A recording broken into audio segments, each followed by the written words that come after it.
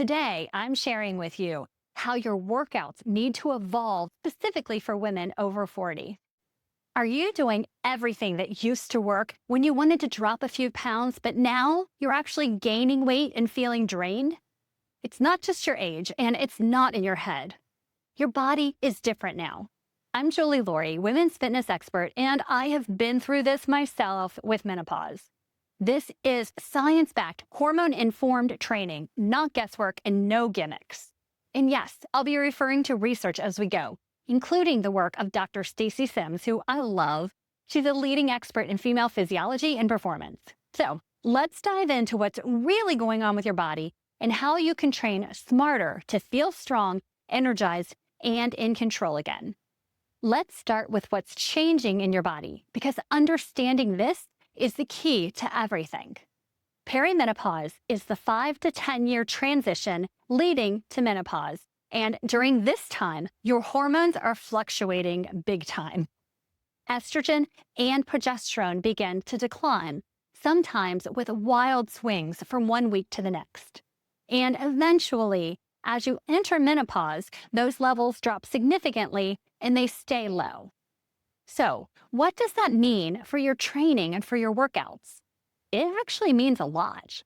Lower estrogen makes it harder to maintain lean muscle and to build muscle. It reduces your insulin sensitivity, so your body stores fat more easily, especially around that midsection. Recovery slows down, and a lot of us know your sleep gets disrupted. That core temperature regulation changes too, which can make your workouts feel harder than they should. It's not just your imagination, it's your physiology. It's actually different now. And there's even evidence that your anabolic response to exercise, which is how well your body builds muscle after lifting weights, can decrease as your estrogen's dropping. That's why what worked in your 20s and your 30s might no longer be effective. That's why pushing harder without changing your approach can lead you to burnout, injury, and a lot of frustration. Here's the good news though. When you understand how to work with your body, you can get amazing results, sometimes even better than before. But it starts by letting go of the more is better mindset and stepping into a new kind of training strategy, one that honors your biology, supports your goals, and works for you. Let's start by talking about cardio. This one is a big one, so especially for women in perimenopause or in menopause, because for the last several decades, we have been told, if you want to lose body fat, you have to do more cardio, right? Well, here's the truth. Chronic, long-duration cardio can actually work against your goals at this stage of life. Here's why. During menopause, estrogen and progesterone levels are dropping, and that shift makes your body more sensitive to stress. Your baseline cortisol levels are elevated. Now, add long, intense cardio sessions all week. That's going to give your body that constant state of stress over time. It doesn't just make you feel tired, although it does. It can actually increase fat storage, especially around your midsection, and slow your recovery. So does that mean you should just stop doing cardio totally? Well, no, of course not. I often hear women say, though, well, I've heard that HIIT cardio is terrible for your cortisol. Let's clear that up, too. It's not about the intensity. It's about the duration and the recovery you give your body. Short, well-structured, high-intensity interval training, or HIITs, I'm talking about like 10 to 20 minutes, 2 or 3 times a week, can actually be super beneficial. It's going to improve your insulin sensitivity, boost your metabolic rate, and help you maintain your lean mass, especially when you put it together with strength training. The key is to keep it short and allow enough recovery time between sessions.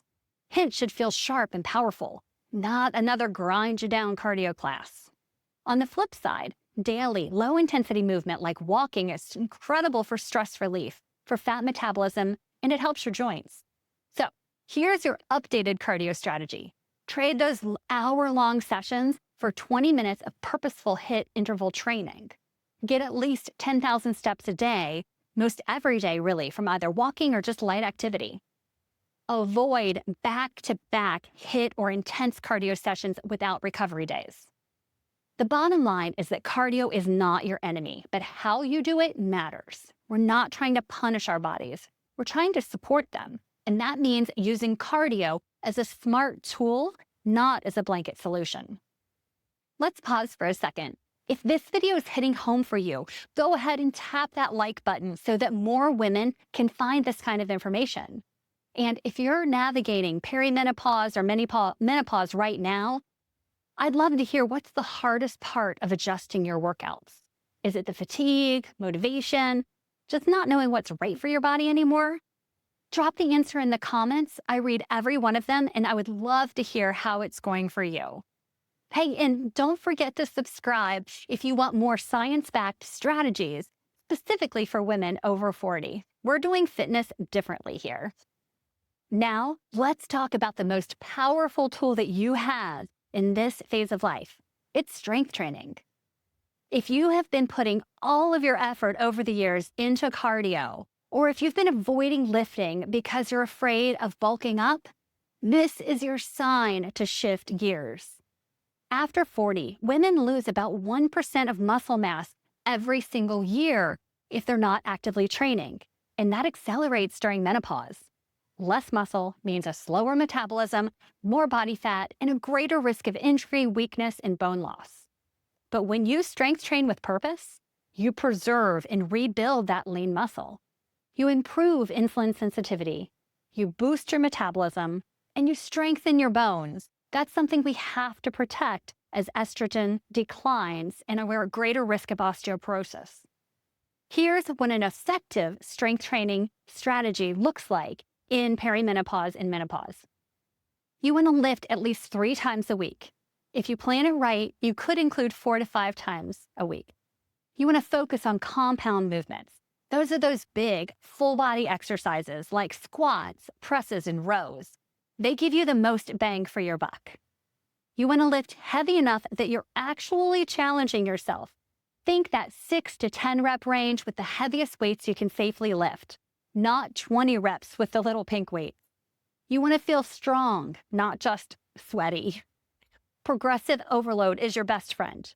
That means gradually increasing the weight, the reps, or the intensity over time. This is what tells your body, hey, I need more muscle. And don't skip the power movements. Things like jump squats, medicine ball slams, or quick step-ups. Those help offset the natural loss of fast twitch muscle fibers that happens with age. Dr. Stacy Sims puts it this way. Women in midlife need resistance training and power-based training to mitigate the loss of lean mass and performance. I've seen this with my own body and the thousands of women that I have coached over the last 20 years. Once you start lifting with intention, everything shifts. You don't just look stronger, you are stronger. You move better, you sleep better. Your metabolism starts to respond again. And no, you're not going to get bulky. That's a myth. Building visible muscle takes years of focused effort and nutrition. What you'll gain is muscle tone, confidence, and real metabolic power. Strength training is no longer optional. It's essential. And we're going to rethink recovery. Less isn't lazy. Let's talk about recovery because this is a piece that I think a lot of women overlook. During perimenopause and menopause, you're not just dealing with those lower estrogen and progesterone levels. You're dealing with the ripple effect that they create. Poor sleep, increased inflammation, slower muscle repair. So what used to feel like a normal training schedule can now leave you totally wiped out, sore for days, or stuck at a plateau. Here's the truth. If you're not recovering, you are not adapting. And if you're not adapting, you are definitely not progressing. Recovery isn't just a luxury. It's an actual training tool. So, what does smart recovery look like now? First, we're going to prioritize sleep. If you're not getting 7 to 9 hours of quality sleep, your body doesn't have the raw materials to rebuild muscle, regulate your hormones, or reduce that cortisol. You're going to build in active recovery, easy walks, stretching, yoga, mobility. Those things help reduce inflammation and give your nervous system time to reset. Don't train intensely every day, especially when your hormones are fluctuating. Your nervous system needs time to bounce back.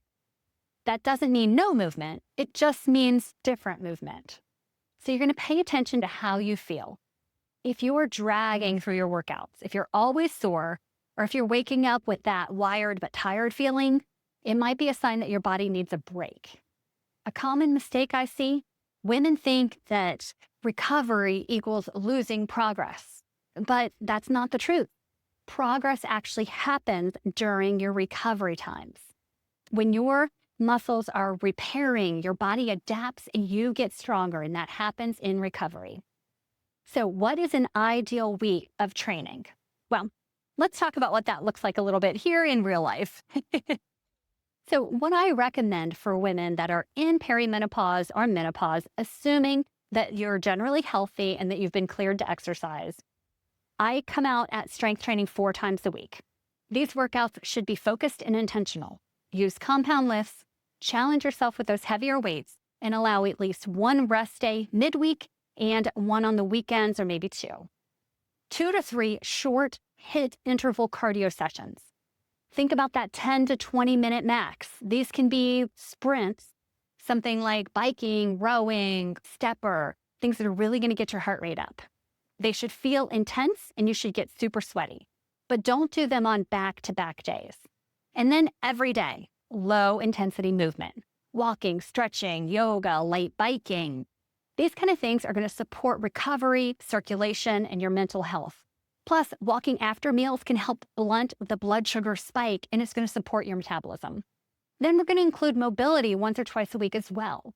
Your joints, tendons, connective tissue, they are going to love it. Foam rolling, yoga style flows, those all can go a long way. So here's a sample training week. On Monday, legs and abs for strength training.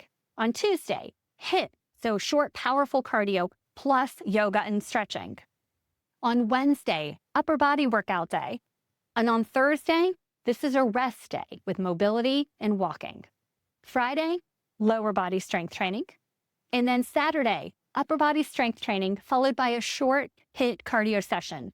Sunday, rest day with just some walking and mobility. So you can adjust these days however fits your schedule best, but structure really does matter. The goal is balance. Strength plus short bursts of intensity plus daily movement plus recovery. This kind of week trains your body and your hormones to work together better. It supports fat loss, strength gains, and mental clarity without getting burned out. And if your energy is low in a particular week, that's okay. Flex your plan and include an additional rest day. Because the most important part really is I want you to listen to your body. I know how frustrating it can feel at this stage. If your body isn't responding the way it used to, when you're feeling more tired, even if you feel like you're getting everything right, but you're not seeing results, we've got to change the approach overall. You didn't cause these shifts, of course, but how you respond really makes a difference now. So listen to your body. It doesn't mean that you're backing off or giving up if you take an extra rest day. It means that you're training smarter. It means you're honoring your hormones, that you're prioritizing recovery, and that you're focusing on the right things. This is when the real change begins to happen. Not from restriction, not from punishment, but from a plan that's actually built for your body at this time of life. If you want that kind of structure, if you're ready for expert support, custom workouts, and a plan that evolves with your body, I'd love to work with you through my online personal training. This is where we get specific. I create workouts, nutrition, and cardio that's going to serve you and your goals for the long term. All of these are designed around what you personally need, and you work with me directly one-on-one. You don't have to figure this out alone. I'll walk you through every step. You're strong, you're capable, and if you have the right strategy, the best results are still ahead for you.